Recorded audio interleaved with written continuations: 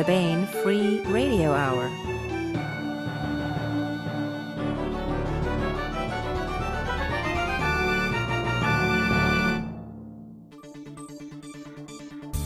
On the podcast, all aboard for Mars, except for the billionaire who sold the project. The Kaiser's troops marched through California, a remembrance of some heroic but ill-fated pioneers in the space program, and part 27 of the complete audiobook serialization of David Weber's Shadow of Freedom, all right now.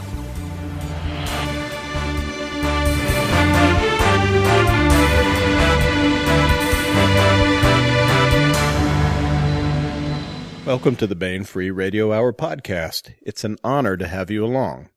I'm Baen editor Tony Daniel. Coming up, we have an interview with aerospace journalist Terry Burlison. Terry has written just a dynamite article for Baen.com on a relatively unknown Launchpad accident in 1981 during the final countdown testing of the Space Shuttle Columbia on her maiden flight. Of course, the Columbia is the shuttle that exploded on descent back in 2002 in that terrible accident, but this Launchpad incident claimed lives, brought out heroic effort, and left a tragedy in its wake that lasted for years. It's a piece of space program history that deserves remembrance and reflection. So that's coming up, and of course we continue with the complete audiobook serialization of David Weber's Shadow of Freedom. But first, Baen Associate Editor Laura Haywood-Corey joins me for the news. Hey, the September Earcs have been released to the wild, Laura. These creatures are genetically engineered replicas of pteranodons and pterodactyls, by the way. But they are controlled by neural implants by ground-based teams, so there's no chance of their attacking children or pets. Hey, but don't pterodactyls have, really tiny dinosaur brains? It seems like there might not be much there to control. We didn't think of that. Fortunately, I made all that up. Can you explain what Earcs really are and why we love them, Laura? Sure, it stands for Electronic Advanced Reading Copy. An advanced reading copy is what is sent to reviewers, and we send those out for free, but then we make them available for sale in electronic form for the fans who absolutely have to have the latest novel from their favorite writers as soon as it's fresh from the author's own pen, full of typos and everything else. So if you got to have it right now, we will sell it to you right now. Oh, yes, we will. So newly available at BaenEbooks.com are Mars Incorporated by Ben Bova. This is a really cool take. By the way, that one came in almost error-free. Ben really turns in clean manuscripts, so you'll get something really without typos very much. Anyway, this is really a cool take on Heinlein's The Man Who Sold the Moon. So we could have called it The Man Who Sold Mars?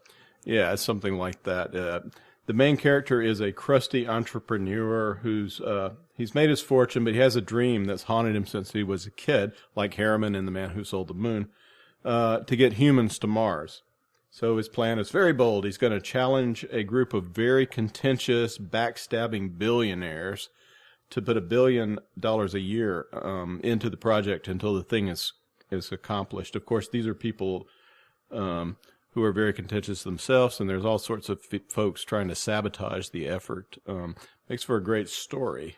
Well, and since it's Ben Bova, I'm sure there's plenty of scientific background on how a Mars trip could actually be accomplished. Yeah, the guy used to be the president of the National Space Society, among other things. So, and of course the old editor of Omni, and he was an analog editor as well. And of course he's Ben Bova, the creator of the Grand Tour series as well. It's really a fun read. Also out is an alternate history from Robert Conroy. We've had a couple of World War II alternate histories from Bob Conroy, but this one has a really interesting premise. What if Germany won World War I and then turned her military attention to the U.S.? So this is about what happens after Germany's already won World War I and now is planning on assimilating the U.S. Would America get off its collective duff in time to counter the invasion? Well, that sounds very thought-provoking. Yeah. And there's lots of actions, and there's some cool ideas about how a World War I style war in California might go. It's good stuff. And both of these are available at BaenEbooks.com, right? Yep, right now. So go to Mars and then fight the Kaiser's troops months before everyone else gets to. Check them out. Here's a story most of us are familiar with. On the morning of February 1st, 2002, the world watched in horror as the Space Shuttle Columbia disintegrated while re-entering the Earth's atmosphere. What few people remember is that the crew of Columbia on that flight was not the first to lose their lives aboard the Space Shuttle Columbia. Nick Mullen, John Bjornstad, Forrest Cole, William Walford, Jimmy Harper, Robert Tucker, and Don Corbett. These are lesser-known names in the history of the U.S. space program. Perhaps they shouldn't be. Over the years, the technicians and engineers on the Launchpad have braved dangers as deadly as any faced in space, and some of them have paid just as high a price as the lost astronauts we rightly remember and honor. On March 19, 1981, during the final countdown demonstration test, the last major milestone before the Columbia was launched on her maiden voyage, 7 men were killed or injured within the confines of the Columbia's aft compartments. These men were Launchpad technicians and safety officers whose responsibility was to maintain and inspect Columbia, which was very much an experimental system in order to see her off to space. We have with us Terry Burlison, author of an exciting, moving, and ultimately heart-rending article on the terrible accident of March 1981. The article is called Columbia's First Victims, and it appears on the Baen.com main page during the month of September 2013. Afterward, it will become part of our 2013 free nonfiction anthology, which is available at BaenEbooks.com. Also with us today is Hank Davis, Baen editor emeritus. Hi, Hank. Hi. Terry Burlison is an independent aerospace reporter and science writer. His work has appeared in numerous places, including Air and Space Smithsonian, where his article, But That's Why You Fly, was recently included in the Air and Space Smithsonian's Collector's Edition. We recently ran another piece by Terry that includes some very cool material about the early years of the Shuttle program and the ancient, resilient mission control computer that helped the control room direct the show. That article is called RIP MOC. Is it MOC or is it MOC, Terry? We always called it MOC. You always called it MOC. And it can be found in the 2013 nonfiction anthology at Baen eBooks right now. Incidentally, that article has an interesting reminiscence from Terry about how he crashed the mission control computer when he first started working at NASA as a wet behind-the-ears mission control officer.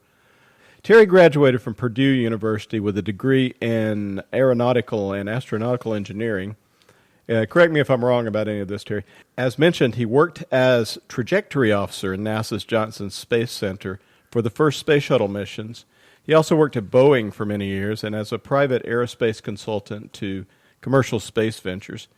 Terry, the countdown demonstration test of March 19th, 1981, can you paint a picture for us of what this was and what led up to it? You bet. The CDDT was, as you mentioned, the last major milestone before the launch, which was scheduled just 2 or 3 weeks later. This was a test of the countdown procedures from beginning to end, all the way up to the point of main engine ignition. This was a test where the crew was in the orbiter doing all of their procedures as well. This was called a dry test because the main tank was not fueled with its liquid hydrogen and liquid oxygen, so it was considered to be a safe test. Now, to understand the events that happened after this, it's important to realize the attitude that was prevalent in NASA at this time. We were about 2 years behind schedule in flying this orbiter, and there was tremendous pressure on us to get the bird launched. 79 and 80 were very demoralizing years in a lot of ways. Tiles were falling off the orbiter. The main engine had recently, or a few months earlier, had blown up on the test stand during a test. And so over 1980, we worked extremely hard, long hours to try to overcome these problems. And by God, they did. They got all of those problems fixed. And by the time 1981 dawned, we were really excited to get this vehicle launched. In fact, they gave all of us these little cardboard placards, I still have mine, that says, "Launch fever, catch it." Well, you know, fevers aren't always a good thing to catch, and that turned out to be the case for the CDDT. So you were a trajectory officer during this time. Right. While this was going on. So there wasn't any fuel in the shuttle tanks. there was a firing of the engines on the Launchpad prior to the final countdown test, was there not? With fuel in the. Correct. About 3 weeks before the CDDT, there was something called the Flight Readiness Firing, or the FRF. This was a similar test in that it was a test of the entire countdown procedures. There were a couple of main differences. The crew was not on board for this because it was considered a hazardous test. And in this case, they actually fire the three main engines and burn them for about 20 seconds to make sure that they all play together nicely down at the aft end of the orbiter. But the vehicle is bolted to the pad. The solid rocket boosters on each side don't fire, so we don't actually launch the vehicle, which is kind of a bad thing to do if there's no one on board. But it was a test to make sure the engines would fire and work properly. Now, after you fueled the orbiter, there's always a danger of liquid hydrogen or gaseous hydrogen and oxygen leaking into some of the compartments of the orbiter that are open to the atmosphere. The tank, these are supercool propellants, but as they heat up, they vaporize and pressurize the tank. So you have to vent them overboard to keep the tank from rupturing. Also, when you actually ignite the engines like they did for the FRF, just before ignition, thousands of pounds of these propellants gush through the engine bells, and that hydrogen and oxygen evaporates, and if the orbiter doesn't launch, these gases can accumulate in these areas in the orbiter that are open. And, of course, hydrogen is highly flammable, and oxygen makes everything around it flammable. So you want to keep these gases, as well as some of the other nasty stuff that's on the orbiter, like hydrazine and ammonia, things like that, from accumulating. So they flow gaseous nitrogen through all these compartments to keep this stuff from building up, because nitrogen is normally harmless and inert. You and I are breathing 80% of each of our breaths is nitrogen.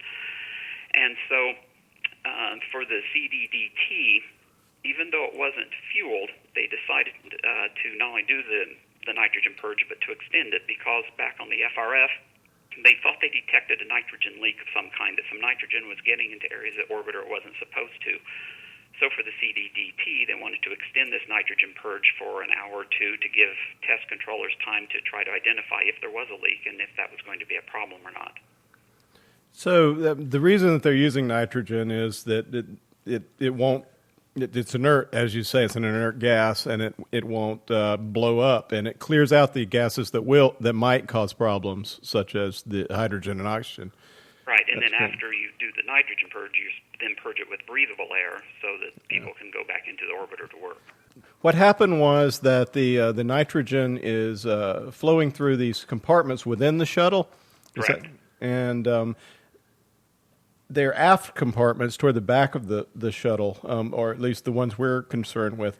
Clearly, these things are big enough for a couple of grown men to get inside. Can you describe these compartments and what's inside them? I've never actually been in one, but and sadly the pictures from the accident don't really do it justice. But there are other pictures out there. There is a small hatchway that people crawl through, and of course it's a space vehicle. You want to make it as small and compact as possible. So there's not room to stand up. There's room for people to crawl around. They have platforms for people to crawl back to the spaces they need to get into. And in this particular compartment, it's just in front of the engine, so you have these big, massive pipes running through it that pull the propellants from the external tank into the engines where they're burned. So, and then there's support structures and things. It really looks a lot like the crawl space under my house with the big HVAC pipes and everything. It's an area you can crawl around in on your hands and knees or on your belly, but it's not a place I like to go into more than I need to, and it's certainly not a place where anyone is claustrophobic. Yeah. But it's large enough so that somebody could crawl in there and then not be seen if they. Correct. They have these platforms for the workers to crawl in, but then you can crawl off those platforms to move down into the little cubby holes, the little nooks and crannies where these guys actually have to do their work if they can't do it from the platform itself. Now, during the CDDT, the metal covering of one of these access ways was taken off and there was a curtain put on. Can you explain how that worked? Or? Yeah, well, this is door 50-1 at the back of the orbiter, and I don't know the exact rationale for it, but I could speculate that typically this is a space vehicle, so the doors and hatches, they're not like the doors and hatches on your car. They don't open and close and latch that easily. So probably just for convenience, the hatch was left off, but they put this heavy curtain in front of it.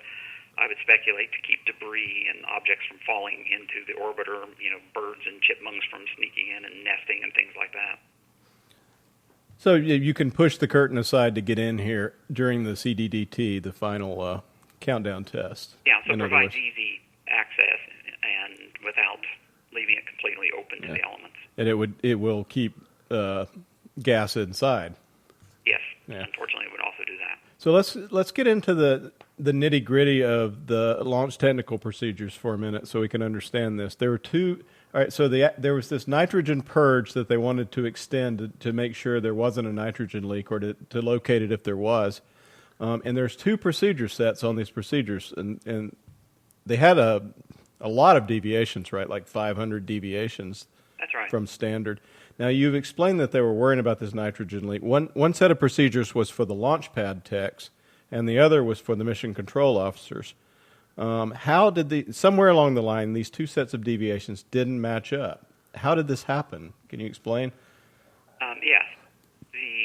After the countdown demonstration, the flight readiness firing, the FRF seemed to go perfectly well from our point of view. From the big overview observation, it went perfectly. But there were a lot of little things, little problems, little issues that arose that test conductors wanted to either change or investigate further, like this possible nitrogen leak. And these were called deviations.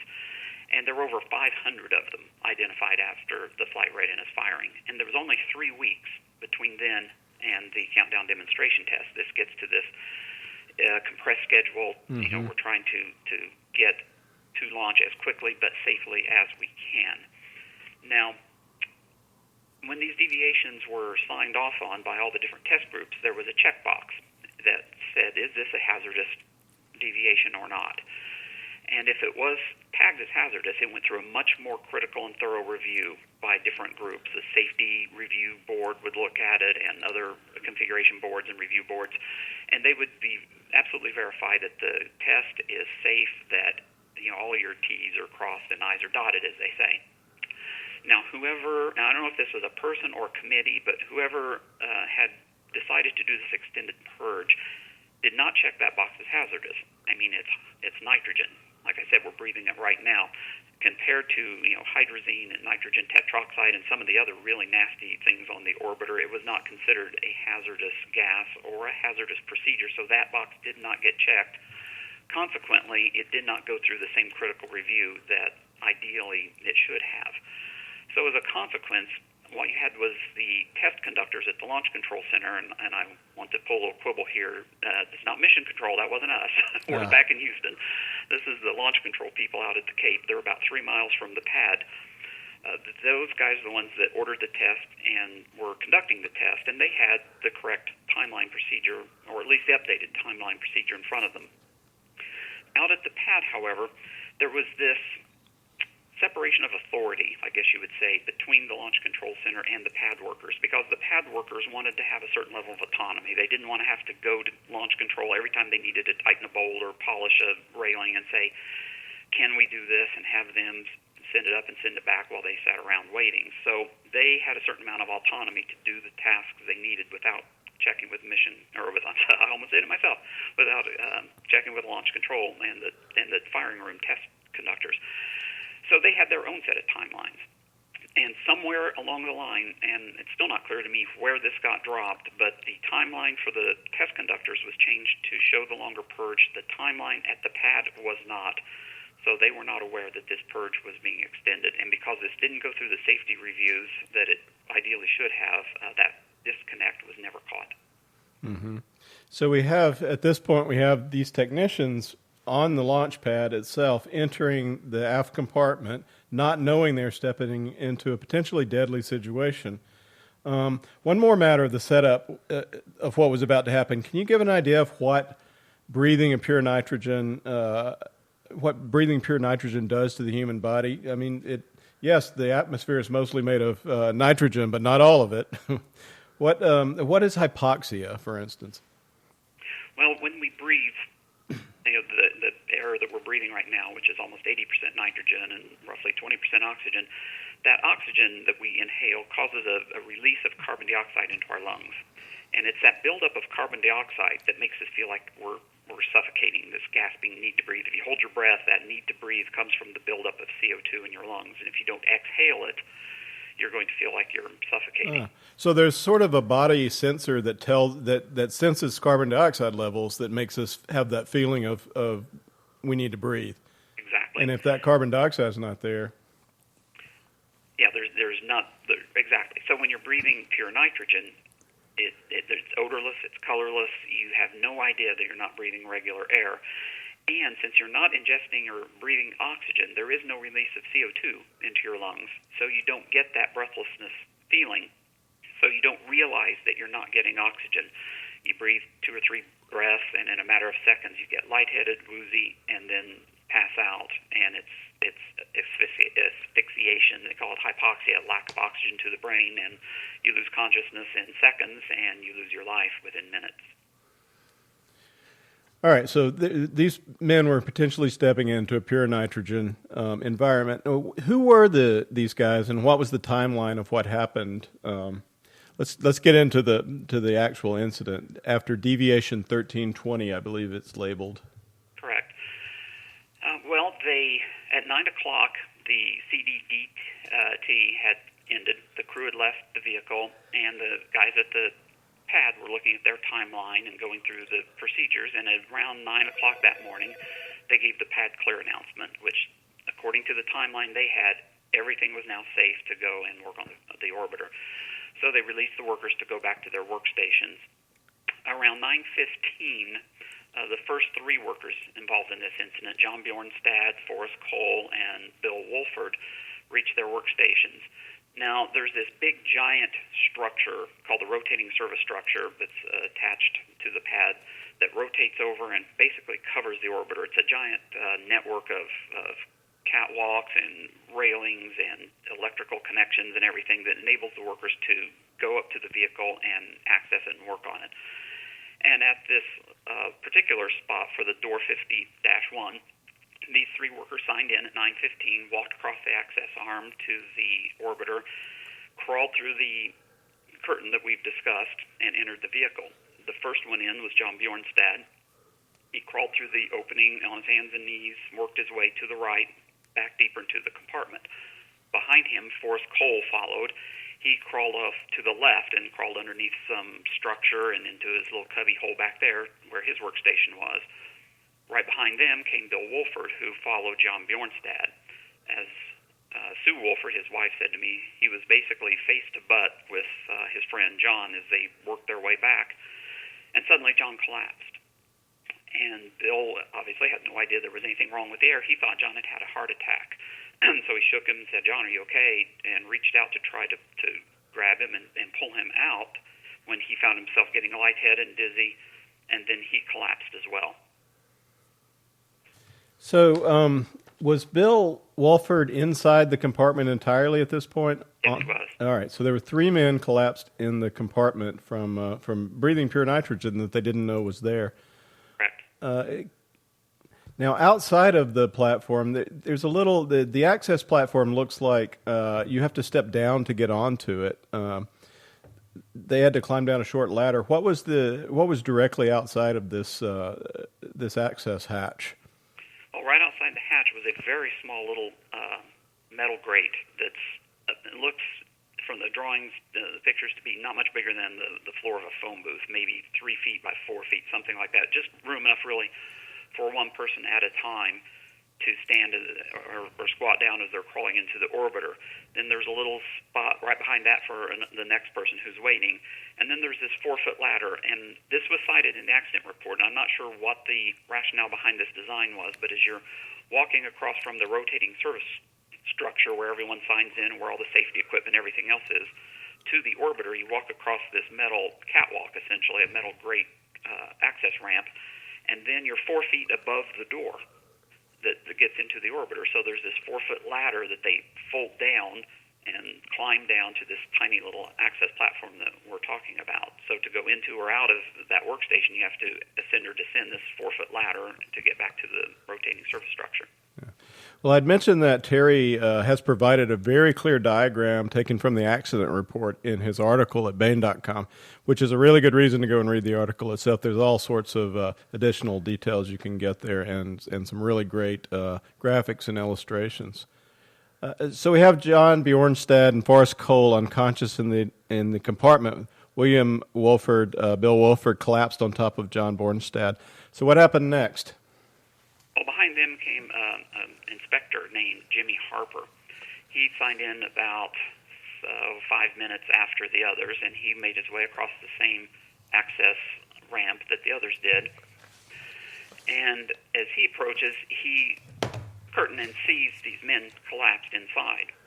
So he crawls into the compartment and tries to help Bill Wolford get out.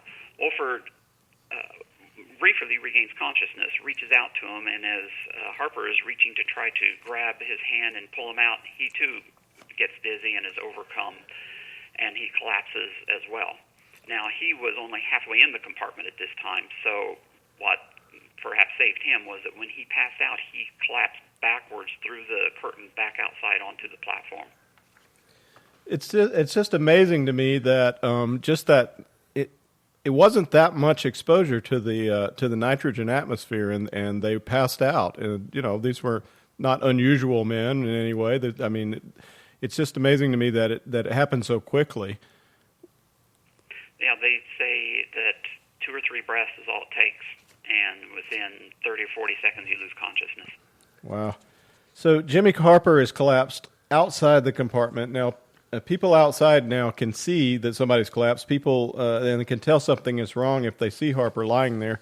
And 3 other men show up. What happens then? Okay, just behind Harper was a guy named Nick Mullen, Bill Corbett, and a man named Tucker. And these guys signed in at their positions and made their way across. Nick Mullen was first, and just as he arrived, he saw Harper collapse and fall outside onto the platform. So he rushes up, grabs Harper, and pulls him out to safety. Now here, Nick faced a choice. He could have run back to the rotating service structure, found some breathing gear, and come back to assure his own safety, and come back then to help the men, but he clearly recognized that something was horribly wrong, and these people had maybe only moments to live. So rather than do that, he entered the compartment himself, took a deep breath of air, he said, before he went in, grabbed Bill Wolford and maneuvered him, pushed, pulled, and got him single-handedly back out onto the access platform. Took another breath of air, called for help, and went back inside to try to help John Bjornstad. Corbett had arrived at this time, and he saw what was going on, rushed inside to assist Mullen, and he grabbed Bjornstad by the ankles, and Nick Mullen worked his way back deeper into this compartment, holding his breath, tried to get under his friend John Bjornstad's shoulders to sort of help push him out while Corbett was pulling him. And between the two of them, they managed to lever Bjornstad back out onto the platform, but somewhere in there, Mullen must have run out of air, getting that sense of needing to breathe, and it had taken some breaths of the nitrogen, and by the time they got back out to the platform, he collapsed and fell unconscious onto the platform himself. My goodness! So Nick Mullen ultimately saved the life of Bill Wolford, and possibly even pulling Jimmy Harper out as well. Correct? Is that true? And nobody is aware at this point that Forrest Cole is in there still. Correct. He was off to the left and under some of the structure, and no one had seen him. So now people on the ground and in launch control know something's wrong. How long have these guys been in the compartment? At this point, it's been about 7 minutes that these guys have been trapped in there. Yeah. So what happened next? Well, at this point, the alarm went out. Harper had recovered consciousness. He made his way back to the service structure. Tucker had seen him and found out what happened. Tucker put on some breathing gear and rushed up to help. He helped Mr. Corbett pull both Harper and Mullen, up onto the service platform to safety, and Bjornstad's body. He's still alive at the time, though he's unconscious. And then he pulled the curtain aside and peered around in this dimly lit, crowded compartment to see if there was anyone else in there. But he's breathing hard from the exertion of this and the probably just the fear and excitement of what's going on, and his visor began to fog up. So as he's looking around inside in the dim light, he doesn't see Forrest Cole's body still wedged sort of underneath some of the equipment to the left, so he comes back out to assist the people that they have pulled out to safety so far. The alarm had been rung by this time. All over the pad, rescue workers are being scrambled. Back at the Launch Control Center, the test conductor doing the nitrogen purge has guessed at this point what has happened, and he put a call out over his communication loop to his supervisor, should I begin the air purge and stop the nitrogen purge? And he waits for about a minute and doesn't get a response. I'm not sure what happened there, if his supervisor was frantically, trying to figure out what was going on or what. But so this conductor decided to take it on his own to go ahead and start the air purge anyway. So he initiated that, but it took about 90 seconds from pushing the button for all the valves to open and close and for air to even begin flowing into this compartment. So there was, there was a great deal of human oversight and interaction here, but it just wasn't fast enough, is what it seems like. Well, in this case, literally, seconds counted. Seconds can make the difference between living and dying, and between the confusion and the basic configuration of where the emergency equipment was and the difficulty in getting to the orbiter, and then the small confines of working. It was just it had to be a nightmare. So tell us the rest about the incident and the outcome. It was not good for John Bjornstad and Forrest Cole, was it? No, it wasn't. At this point, it's around 9:23 now. About 8 minutes have elapsed, and one of the fire chiefs that was stationed there at the pad has responded. He heard the calls, responded to the emergency, wearing complete breathing apparatus. He helps Corbett and Tucker pull these men free, and then goes into the compartment to make sure everyone is out, and he's the one that sees Forrest Cole still trapped there. So he crawls back and is trying to pull this unconscious adult man out of this small compartment and is unable to do so. Another fire chief or fireman arrives, who also has breathing gear, and so he enters as well, and between the two of them, they're finally able to pull Forrest Cole free. But by this time, it's 9:28, and Forrest Cole has spent some 12 or 13 minutes trapped inside that compartment. And he and John Bjornstad, at this point, are both unconscious. Nick Mullen had regained consciousness at this time. He said that in an interview at the time, he said that he was, one moment he was trying to push his friend Bjornstad out onto the platform. The next thing he woke up, he was back on the service structure with people gathered around him, giving him oxygen. Now, there's a lot more in your article about the emergency response and such, but and it's it's fascinating in itself. All right, so Bill Walford survived, as did Nick Mullen and Jimmy Harper, all people who were exposed, or at least they survived that day. And then a really heartbreaking story begins to happen. Can you tell us what happened to Nick Mullen and Bill Walford in the years after the accident? Yes, and this was something that really caught me off guard in writing the article, was the depth of this tragedy. I've lost close family members myself, and I know that when you lose someone close, it's a tragedy for the entire family, and it's a tragedy that resounds through the decades for the rest of your life. But what I did not expect was that this tragedy is still ongoing, even today. When I contacted Sue Wolford, I identified myself, told her that I was writing an article about this accident that happened back in 1981. And the first thing she said to me then was, "You mean the accident that's the reason my husband is lying on his back and they're in extreme back pain?" And I said, "I guess so. Tell me about it." And she said that she rushed to the hospital to see her husband, and he was brought in on a gurney, bleeding from the nose, bleeding from the ears, unconscious, red splotches all over his skin. And she thought he was dead at first, but they revived him, and he was released in a few days. But he immediately started suffering from excruciating migraine headaches. Now, my wife gets these every couple of weeks for a couple of days, and I see how debilitating it is. But Bill suffered from these 24/7 for 3.5 years after the accident. And when they finally subsided, he he realized that he was also suffering from extreme back pain, but it had been masked by the agony of the migraines. So they took him in to find out what happened, and when he was younger, Bill had back surgery and had pins inserted in his back. As they were some point in the rescue operations, either trying to pull him out of the compartment or dropping him onto the access ramp, or maybe they dropped him getting onto a gurney or dragging his body, they dislodged these pins.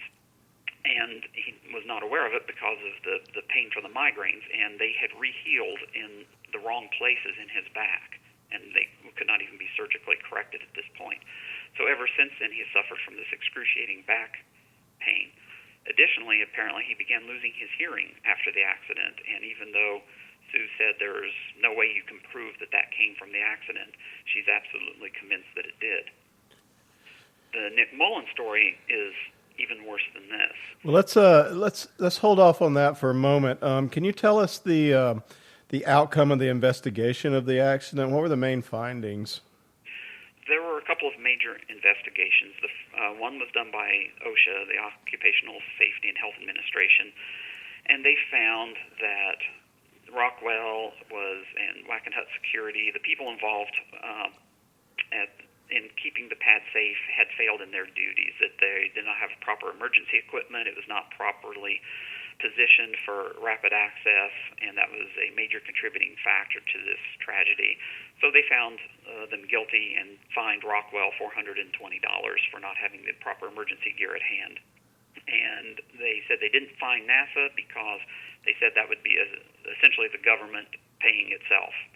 I don't know, that's apparently some government mentality at work there. I don't know quite how that works. There was also, of course, a NASA investigation, and NASA tore this apart looking for everything that happened, published a almost 500-page document about it, and discovered that, yes, there was a whole series of breakdowns in what happened here in the communication, the delegation of authority, etc., and they put in place a lot of procedures to be sure that this doesn't happen again. So and afterwards there were suits filed and some money awarded. The paper pushers don't come off very well in this story, and I say that speaking as a paper pusher myself. The families of these men were treated, it seems to an outside observer such as me, pretty indifferently by NASA and Rockwell. And the settlements with the victims and their families had to be reached in the courts instead of. Was there not a process in place for looking after families in the event of an accident? Why do these things have to go to court? No, there was nothing like that. Essentially, the workers are considered part of, as any industrial worker, they get workers' compensation if they get injured on the job, etc. And this speaks to what I consider kind of a Jekyll-Hyde mentality at NASA.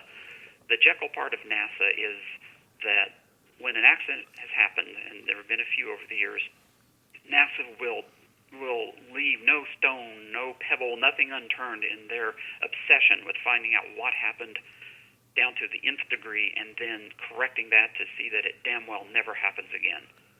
But there's also this sort of Mr. Hyde element where NASA, after doing that, kind of seems to say, yeah, but it's not really our fault.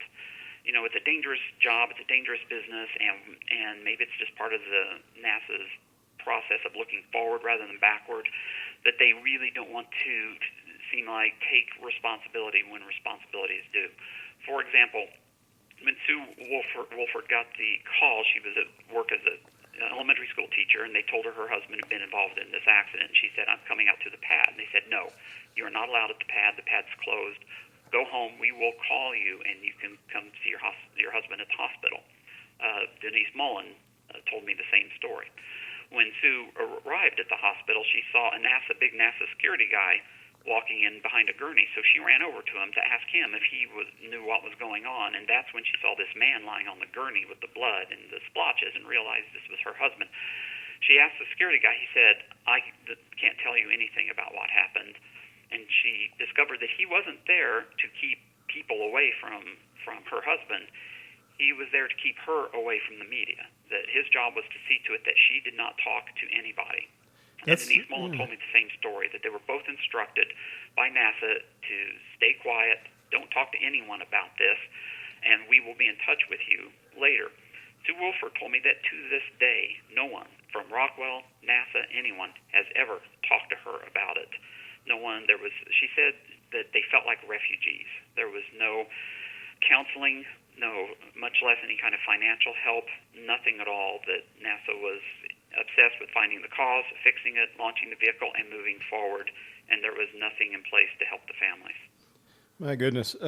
I would mention that you did request comment from Boeing on this article, which is who owns Rockwell now, on the matter, and you didn't get any response. There was no reply. You gave them plenty of time. That's correct. How about NASA? Well, I didn't expect a response from Boeing. I mean, Rockwell ceased to exist as a corporate entity in '96, and Boeing, I'm sure their attitude is, hey, that was them, not us. NASA, it's really difficult to navigate the bureaucracy at NASA. I was never actually able to even find the right person or place to call to try to get a comment, because Kennedy Space Center is responsible generally for things at the pad, but the manned flight is overseen through Houston at Johnson Space Center, and it's all overseen by NASA headquarters.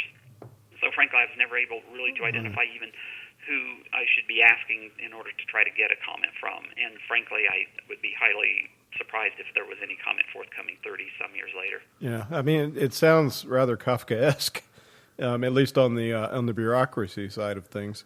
So let's talk about Nick Mullen now. He was probably the most heartbreaking of these guys, of the stories of that day. As you mentioned, he was a changed man, and really not for the better.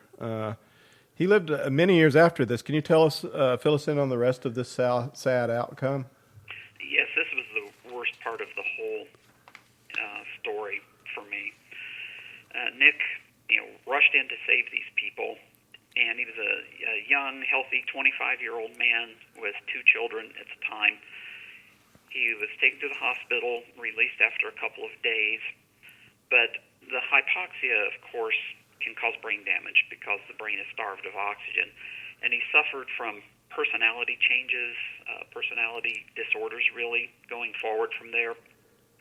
His wife tells me that she would wake up at night and he would be gone. He would no longer be in their bed, and she would have to look around and find him, and she would find him hiding someplace, sometimes weeping, having terrible nightmares. He suffered from incredible survivor's guilt that his friends had died and that he had not. He began to lose his memory. I talked to his attorneys, and they told me the most heart-rending story for them was that Nick, at the time when they were representing him, would be driving home and forget where he lived, and would have to find some place to pull over and find someone to help and to call his wife and have her come and guide him home.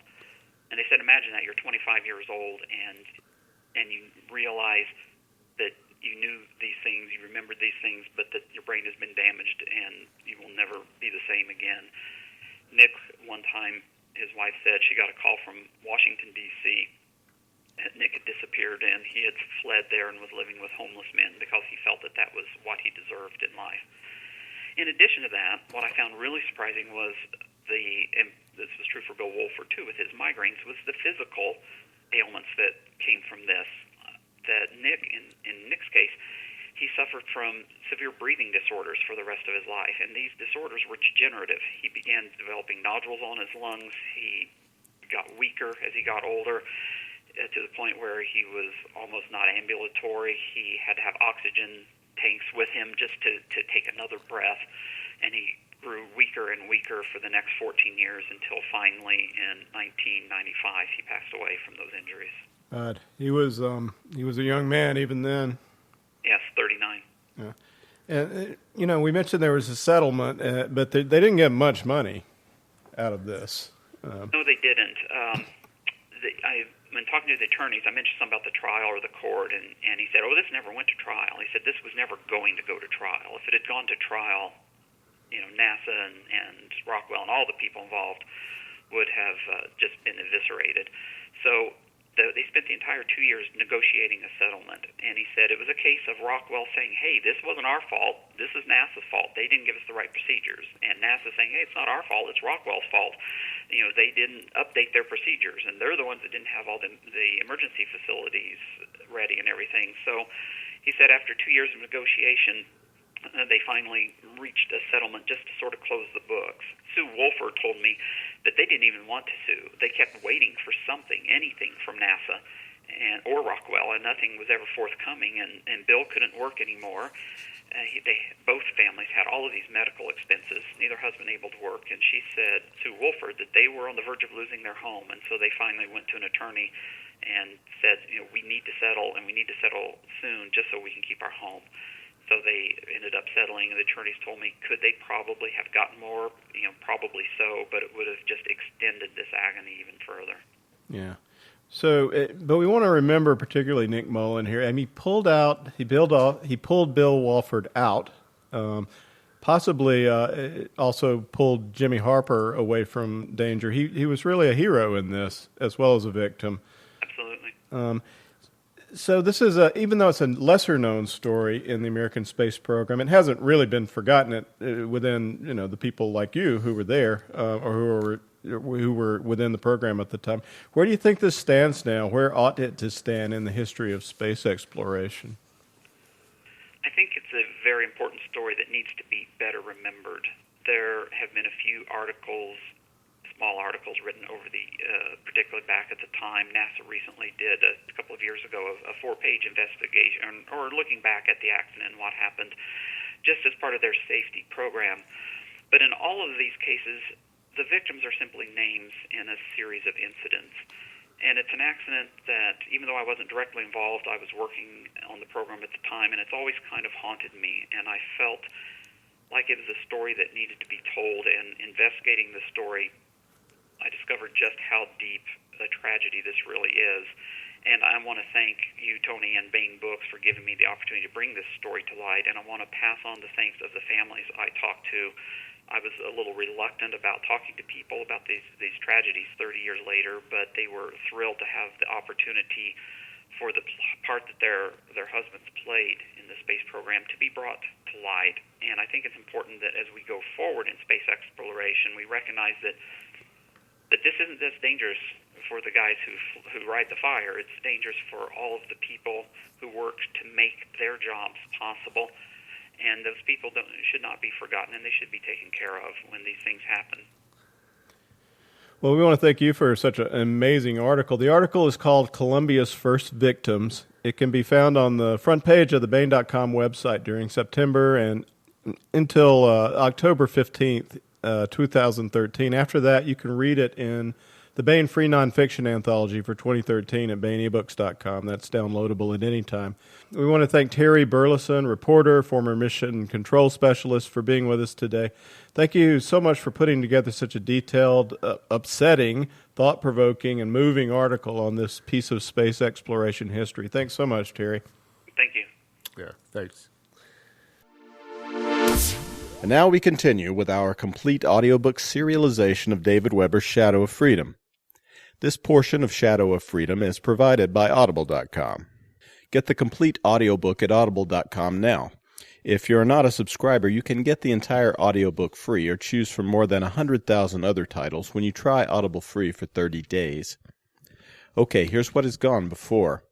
After a fierce war, Honor Harrington's star empire of Manticore has reached a truce with a long-standing menace, the ancient, aristocratic Solarian League. The Solarian League is crumbling, and on the edge of its empire, in an area called the Verge, rebellion is brewing. The Solarian Office of Frontier Security is in charge of keeping the peace on the Verge, often with the use of brutal tactics and by installing puppet dictators. Rebels opposed to the oppressive regimes can't hope to match the military might of the OFS without outside aid. Some have received this aid in the form of weapons drops by agents claiming to represent the Star Empire. These agents actually serve the shadowy Mason alignment, a nasty cabal of eugenic supremacists who wish to see the Solarian League and the Star Empire at war. Royal Manticoran Navy Admiral Michelle Hinka, Countess of Gold Peak, commands the Manticoran naval forces in the Talbot Quadrant, a region allied with the Star Kingdom and on the border of the Verge. Although unaware of the Mason plot, Admiral Goldpeak does sympathize with the rebels. Yet she wants to be careful that whatever help she supplies is in a time and place of her own choosing, not that of her enemies. Here is part 27 of David Weber's Shadow of Freedom. In that case, if you don't mind, Commissioner, I've got a couple of points I'd like us to consider, Usul said harshly. Oh? Verrocchio looked at her. What would those be, Brigadier? Miss Zaitis' dispatches from Mobius. Usul's voice was flat, and Verrocchio was conscious of a distinct sinking sensation.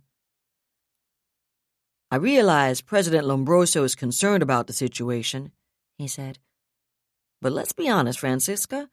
He's always concerned about the situation. I'm aware of that, sir. Usul's tone carried a hint of frost, but the situation's changed significantly, given the sophistication of the weapons used against the Presidential Guard this time around. Nobody cooked those up in some backwoods workshop, sir, and nobody bought them for hunting or even self-defense either. Someone damned well sent them in from the outside, specifically to be used exactly the way they were used. I think we want to be a little careful about leaping to conclusions about those weapons reports, Brigadier, Junyan Hongbo said coolly. He and Usul saw eye to eye on very few subjects, and especially not on her theory that there was no such thing as excessive force. In her view, there was no problem she couldn't solve by killing enough people, and the two of them seldom found themselves on the same side of any policy debate. Lombroso, Yardley, and Matyas are scarcely disinterested observers, the Vice Commissioner added, and they've been trying for years to get an official OFS presence to back up the local regime. Verrocchio felt himself nodding slowly in agreement. Given the way Sven Lombroso had become steadily more hated by the Mobius system's citizens virtually from the first day he'd taken power, it wasn't surprising he saw clearly visible OFS backing for his regime as the only way to stave off disaster.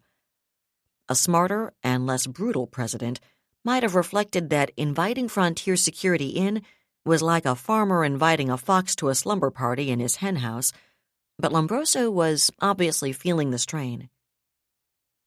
Yes, I'm aware of that too, Mr. Vice Commissioner, Usul said. I'd just like to point out, though, that according to Zaitis' messages, President Lombroso definitely isn't fabricating this.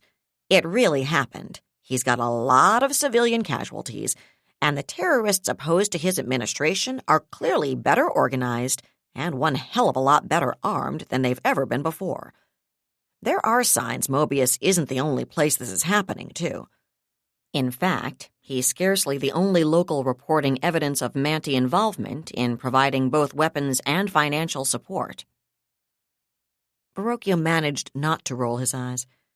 It wasn't easy, given how persistently Usul, despite her firm belief that Manticore wouldn't dare confront the League openly, seemed to be finding Manti plots under her bed every night. Apparently, she had no problem at all with believing Manticore would resort to any clandestine means of opposing OFS it could come up with, regardless of the risk of Solarian retaliation, which struck him as more than a bit inconsistent. Maybe she'd spent so long arranging deniable operations of her own that she was simply programmed to assume everyone else thought the same way she did. Now, that was a frightening concept. At the same time, however, she had a point about Lombroso's reports. I realize we're all under a lot of strain, Hongbo said, and I fully agree that we need to be more safe than sorry about the Mantis, but I also think it would be a mistake to rely too heavily on those reports, Brigadier. Usul glowered at him, and he shrugged. The unrest in Mobius started well before Admiral Bing's deployment, and I fail to see any reason for the Star Empire to have invested in the considerable effort and expense to foment general unrest in our vicinity before they even knew he was coming. Someone's providing modern weapons, and not just to Lombroso, Usul said stubbornly. If it's happening on anything like the scale our reports indicate, that same someone is obviously willing to invest the effort and expense you've just mentioned. And at the moment, I don't see anyone with a better reason than the Mantis to be doing that. Her gray eyes challenged him coldly across the conference table, but he didn't back down. Neither do I, he said. Which, I'm afraid, suggests to me that the reports you're referring to are exaggerated. Understandably, I'm sure. He added, not trying to sound any more sincere than she or Thurgood had, given all the unrest that's been swirling around since the Battle of Monica, but none the less exaggerated. And while I've just agreed it's better to be safe than sorry, our resources, as Commodore Thurgood has just pointed out, are limited. I don't think it would be wise to waste them responding to threats which may not even be real. I'm inclined to agree, Junyan, Verrocchio said quickly, before Usul could fire back. I'd like to stay focused on the specific case of Mobius at this point, though. Brigadier? Usul sat in brief, fulminating silence, then inhaled deeply. It's possible President Lombroso is seeing Manticoran involvement when there isn't any, she conceded, although her tone made it obvious she thought nothing of the sort. Nonetheless, it's clear his problems are much more serious than our earlier assessments suggested, and I think it's equally clear he's losing whatever nerve he may once have had. That's not a recipe for success. So I think we have to decide whether we're going to support him or the time's come to go ahead and supplant him. And the Vice Commissioner and the Commodore are right that we have limited resources.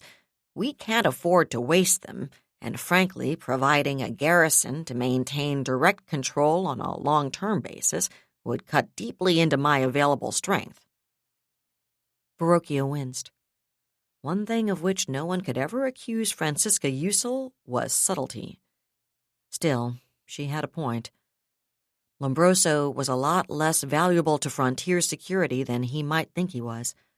In fact, under normal circumstances, as Usul had just implied, Verrocchio would have been simply biding his time until things got bad enough to provide OFS with an unassailable case for, regretfully, of course, moving in to restore public order and safety, in the process of which Mobius would just happen to find itself an official protectorate, and President Lombroso would just happen to find himself unemployed. Circumstances weren't normal, however, and the last thing he needed was to have Mobius melt down right on his doorstep. Manti meddling in the Mobius system or not, the restiveness of Lombroso's opposition undoubtedly owed a lot to what had already happened in Talbot. The example of a whole cluster of worlds seeking and receiving admission into the Star Empire hadn't been lost on any of the nominally independent planets in the vicinity. They were bound to see that as a better deal than being systematically sucked dry by one transstellar or another, or engulfed by frontier security, at any rate, and he never doubted that his ultimate superiors back in old Chicago would recognize that as well as he did, and they wouldn't thank him for allowing the dike of OFS's prestige and power to spring any fresh leaks either, which didn't even consider the way Trifecta Corporation and its economic allies would react if he let anything like a genuine Mobian regime topple Lombroso. It might take years for Trifecta to get its hooks properly into Lombroso's successor, and they'd undoubtedly raise hell about it the entire time. Should I take it you concur with Brigadier Usul's reading of the situation, Colonel? The Commissioner inquired, looking at Colonel Armand Wang, Usul's equivalent of Captain Merriman. Wang was a good 40 centimeters taller than Usul, with dark hair, dark eyes, and a high-arched nose. He was also, in Verrocchio's opinion, rather less of a blunt object. Now he glanced at Usul from the corner of one eye, then shrugged. It's possible. He stressed the adverb ever so slightly. President Lombroso and General Yardley are overreacting. As you say, sir, they've insisted the sky was falling in the past, but we've looked at their reports, especially the most recent ones from General Matias, and at Miss Zydis's messages carefully. We've also sent back a request for additional information from Trifecta Corporation sources in the system, although it's going to be a while before we hear from them in reply. He shrugged. On the basis of all information currently available to us, there's no question but that at least some modern weapons have found their way to President Lombroso's opposition. That's obvious, however they got there. And even if the local authorities are overreacting, this isn't the time to let something like this get out of hand. Well, Verrocchio really hadn't expected him to contradict Yusul. The commissioner looked at Hongbo, who also shrugged, which was a lot of help, Verrocchio reflected sourly. The commissioner suppressed a temptation to gnaw on a fingernail. Anything he dispatched to Mobius would be unavailable if something decided to blow up on one of the Madras sector's planets, and the excuse that he'd been trying to prevent a Mobius meltdown was unlikely to appease critics in Old Chicago if the troops he needed to prevent his own sector from burning to the ground were elsewhere at the critical moment. But if he let Mobius turn into another Talbot quadrant? All right, he sighed. I see your point, Francisca, and yours, Colonel Wang. And all things considered, I don't think this is the time for us to be supplanting any more local regimes. So having said that, what would you recommend? I think we don't have any choice but to meet Sidus's request for boots on the ground. Yusul smiled unpleasantly. The locals may be willing to come out into the open against Lombroso's presidential guard, but I doubt they'll be so eager against an intervention battalion or two. Is that strong a response really necessary, Brigadier? Hongbo asked distastefully. We don't have a lot of options here, Mr. Vice Commissioner, Yusul pointed out testily. Anybody I send to Mobius will be out of my order of battle in sector for months. So, if we're going to send troops at all, we have to send enough of them, and with clear enough rules of engagement to break these terrorists' backs quickly. Get in, kick the shit out of them, turn the situation back over to Lombroso, maybe with a gendarmerie advisor or two, and a company or so of troops for support, and then get the rest of our people back here. Do it hard and fast, and we may just be able to complete the entire operation before anyone here in the Madras sector even realizes we've diverted any of our strength elsewhere. Something to be said for that, Mr. Commissioner. Thurgood clearly didn't enjoy saying that, but his expression was unflinching when Verrocchio looked at him. Whether it's a good idea to intervene at all is outside my area of competence, sir, the Frontier Fleet officer said. I'm no expert at controlling insurrections on the ground, but if the decision's that we ought to intervene in Mobius, I'm in favor of getting in and getting out as quickly as possible. His lips tightened in distaste. If we're sending in troops on the ground, I'll need to come up with at least a couple of destroyers to control space around the planet, if for no other reason than to make sure no more shipments of modern weapons get through to the other side while we've got troops down there. That means that in addition to any troop strength Brigadier Yusul has to divert, I'm going to have to divert naval strength as well. And frankly, the longer any of my ships are away, the more likely it is that something's going to get past us here at home. It was obvious that, outside his area of competence or not, Thurgood was opposed to the entire notion. That didn't invalidate his points, unfortunately. Verrocchio closed his eyes for a moment, thinking, then sighed. I want an estimate of the troop strength you're proposing to commit, Francisca, he said. And I want to see your operations plan before I make any hard decisions. Having said that, I think you're probably right and we need to get support in there for Lombroso before bad turns to worse. Commodore? He turned back to Thurgood. As soon as the Brigadier and I have determined exactly how many troops we're committing, I'm going to need your best numbers on transport requirements and what kind of warship support you expect to be necessary. He smiled bleakly. If we're going to do this, let's at least try to get it right.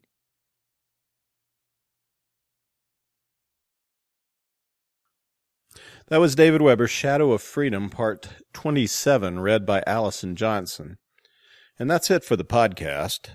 Thanks to Audible.com. Thanks to Hank Davis, Laura Haywood, Corey, Christopher Chafani, and podcast theme composer Ruth Judkowitz. Most excellent thanks to aerospace journalist Terry Burlison for reminding us of the story of the 1981 Columbia Launchpad accident. And remember to check out the article itself at Baen.com. It's really, really detailed and good. Please join us next time here at the hammering heart of science fiction and fantasy, and keep reaching for the stars.